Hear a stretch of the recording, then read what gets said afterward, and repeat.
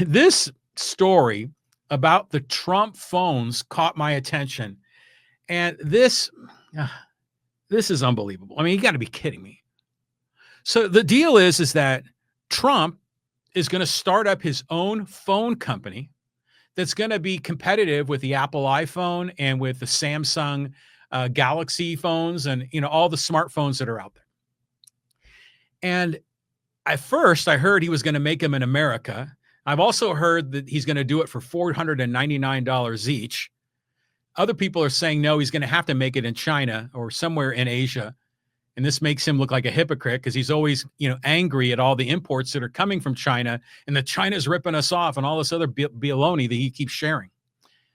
But isn't it weird that the guy that is the president of the United States, who is using tariffs as kind of like a brute force object to get companies in other countries and get leaders in other countries to conform to the way he wants to do business, and he's penalizing Tim Cook and Apple for when they import their phones, they're going to have to pay a tariff. By the way, Tim Cook donated to Trump's inauguration, hoping to, be in good favor with him. And then sure enough, he throws Tim Cook under the bus, screws him over. Trump's a con man. And now Apple is going to have to bear the burden of these tariffs on their products coming into America, which they're going to pass on down to the consumer, just like all tariffs are. And that's going to make their prices more expensive. And now here comes Trump coming in, offering a less expensive solution. So he's rigging the market while he's also playing the game. He's like a referee and a quarterback in one.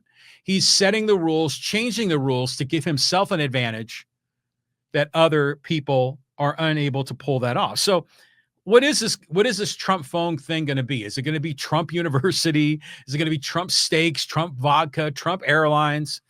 In the end, this is typical because he's finding a way that he can personally profit, which goes to my point. I don't really think that he is passionately and personally caring about a lot of the things that he gets on the bully pulpit and talks about. To him, these issues are ways to manipulate the media, manipulate voters, manipulate modern culture to keep him in power and to get his base to rally up behind him so that it's hard for him to be ejected as president. And while he's president, he's able to enrich his family by making these kinds of deals. The guy has no principles. None at all. And that's his unpredictability is I think one of the things that makes him really a very immoral character. That he has no philosophy, no consistency to the way he thinks other than what's going to make Trump great. But we're seeing more now. I mean, we talk about con man activities. How about this?